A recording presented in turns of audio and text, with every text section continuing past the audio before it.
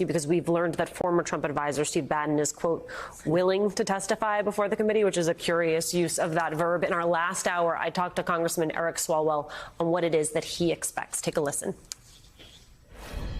I've interviewed Steve Bannon before. I was one of the lead investigators for the Russia prosecution for Bannon's interview. I would expect zero, absolutely nothing. This guy was like interviewing the Joker. He's maniacal. He's insane. And it was a frustrating hours-long interview where we did not learn very much. Barb, your thoughts on what we can expect? I think this letter from President Trump offering to waive executive privilege is a gimmick cooked up between him and Steve Bannon to get him out of his criminal case. He was subpoenaed to testify many months ago, and his failure to appear on that date committed a crime.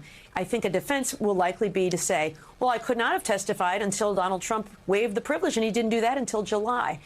We know it's not his privilege to waive. It's unclear whether the conversations were privileged at all because Bannon wasn't a member of the executive branch at the time he made these statements. And so I see this as just an effort to subvert the criminal case.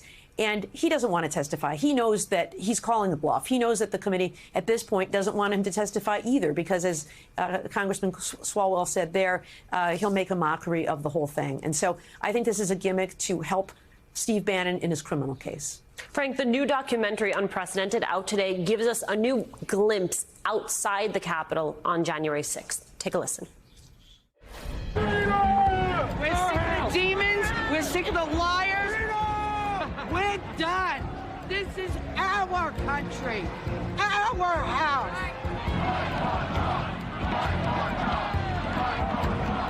We have the Capitol.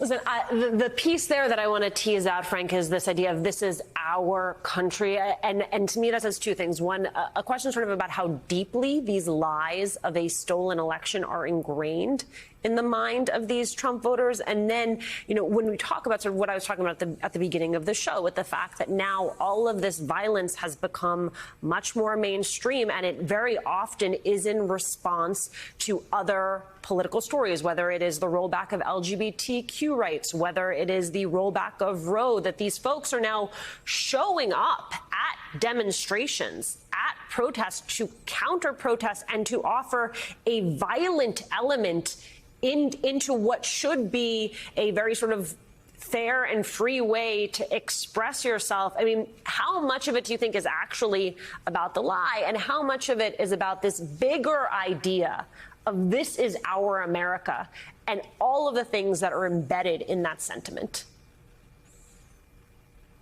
There are so many driving forces behind what's happening in America and the polarization, but including socio and economic factors, fear of the other, and increasingly a population that increasingly doesn't look like America used to look like to many people who seem very fearful of that. But at the heart of this, Alicia, as a driver, is the notion that we're split into two countries, that there's a culture war happening, and that only one part of the country is right and the other is wrong. In fact, the other is evil. And so violence, someone, and that person chiefly was the previous president of the United States, has given license not only to hate, but to violence as a solution. I think we're going to even learn more about this on Tuesday in the committee hearing. But it's the notion that you have to take up arms, and we are a heavily armed society, as you know, and the notion that there's a complete distrust in our government institutions, again fueled by a previous president who attacked every institution, from the Centers for Disease Control to the FBI to the Department of Justice. So therefore, the only thing left to do is to trust yourselves, align with other like-minded people, take up arms, and take action. I am concerned that we are developing an entrenched insurgency in our country, fueled by a small group of leaders who are not intent on serving America, but rather serving themselves.